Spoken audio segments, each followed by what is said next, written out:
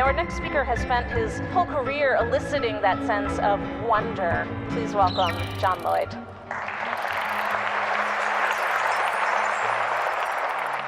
The question is, what is invisible? There's more of it than you think, actually. Everything, I would say, everything that matters, except everything, and except matter. We can see matter, but we can't see what's the matter.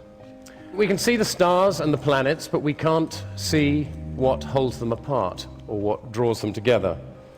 With matter, as with people, we see only the skin of things. We can't see into the engine room. We can't see what makes people tick, at least not without difficulty, and the closer we look at anything, the more it disappears.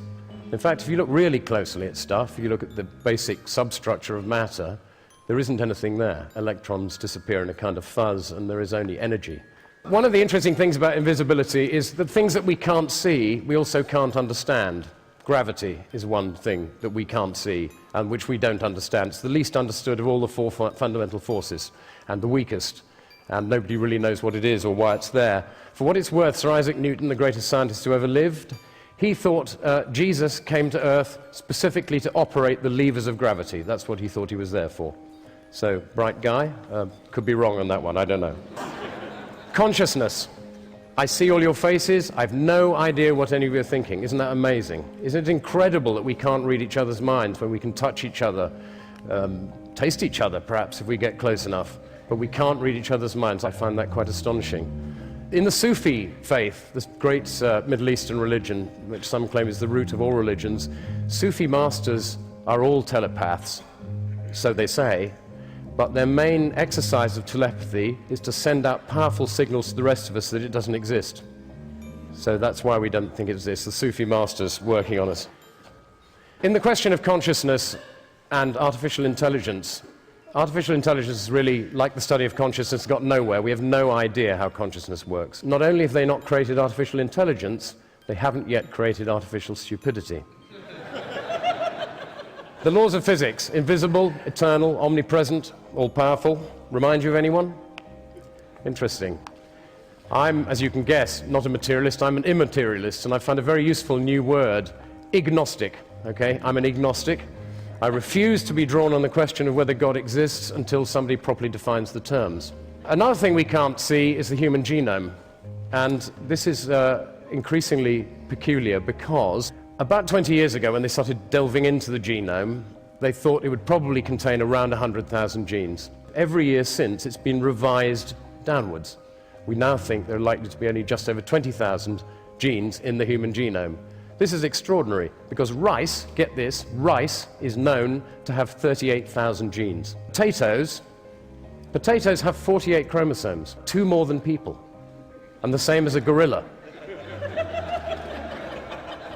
You can't see these things, but they are very strange. The stars by day, I always think that's fascinating. The universe disappears. The more light there is, the less you can see. Time. Nobody can see time. I don't know if you know this, modern physicists, there's a big movement in modern physics to decide that time doesn't really exist because it's too inconvenient for the figures. It's much easier if it's not really there. You can't see the future, obviously, and you can't see the past except in your memory. One of the interesting things about the past is you particularly can't see. My son asked me this the other day, said, "Dad, can you remember what I was like when I was 2?" And I said, "Yes." He said, "Why can't I?"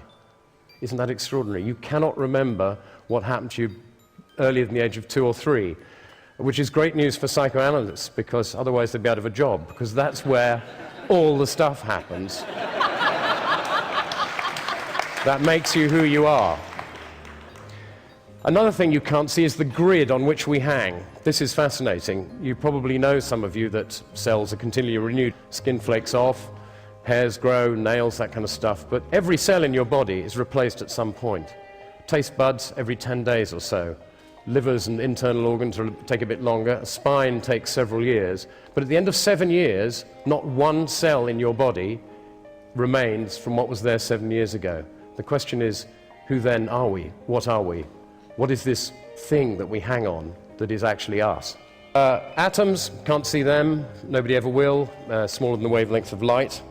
Gas, can't see that. Interesting, somebody mentioned 1600 recently. Gas was invented in 1600 by a Dutch chemist called Van Helmont. And it's said to be the most successful ever invention of a word by a known individual. Quite good. He also invented a word called blas, for meaning astral radiation. Didn't catch on, unfortunately. But well done him. Light. You can't see light. When it's dark in a vacuum, if a person shines a beam of light straight across your eyes, you won't see it. It's slightly technical. Some physicists will disagree with this, but it's odd that you can't see the beam of light. You can only see what it hits. Electricity, you can't see that. Don't let anyone tell you they understand electricity. They don't. Nobody knows what it is. You probably think the electrons in an electric wire move instantaneously down a wire, don't you, at the speed of light when you turn the light on? They don't. Electrons bumble down the wire about the speed of spreading honey, they say. Galaxies, 100 billion of them estimated in the universe. 100 billion. How many can we see? 5. 5 out of the 100 billion galaxies with the naked eye, and one of them is quite difficult to see unless you've got very good eyesight. Radio waves, there's another thing. Heinrich Hertz, when he discovered radio waves in 1887, he called them radio waves because they radiated. Somebody said to him, well, what's the point of these, Heinrich? What's the point of these radio waves that you've found? And he said, well, I've no idea, but I guess somebody will find a use for them someday. The biggest thing that's invisible to us is what we don't know. It is incredible how little we know. Thomas Edison once said, we don't know 1% of 1 millionth about anything. And I've come to the conclusion, because you asked this other question, what's another thing we can't see? The point, most of us. What's the point? The point, what I've got it down to is there are only 2 questions really worth asking. Why are we here? And what should we do about it while we are? To help you, I've got 2 things to leave you with from 2 great philosophers, perhaps 2 of the greatest philosopher-thinkers of the 20th century, one a mathematician and engineer, and the other a poet. The first is Ludwig Wittgenstein, who said, I don't know why we are here, but I'm pretty sure it's not in order to enjoy ourselves. He was a cheerful bastard, wasn't he? And secondly and lastly, W.H. Auden, one of my favorite poets, who said, we are here on earth to help others. What the others are here for, I've no idea.